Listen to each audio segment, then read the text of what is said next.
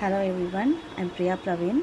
Today I'm going to do a project for Madras Bazaar with the crystal beads, crystal stones which I've got. So this is the MDF board, A4 size. So I've already painted with gold color. Let's start the project. So I have poured pearl gold, pearl white pigment, and I've mixed green pigment with pearl, metallic pearl. So this is going to be the outcome. And this is going to be the wall hanging. So I'm just thinking what else can be added in this. Sorry, the light glass here.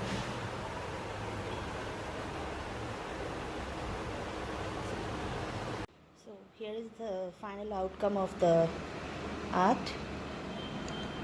You can see I have added gold metallic pearl and some green pigments, and for the final touch I have added gold foil papers, you can see here. And this is the agate stone which will be soon launched by Madras Bazaar. So isn't it this beautiful? Right. Thank you for watching the video. Bye.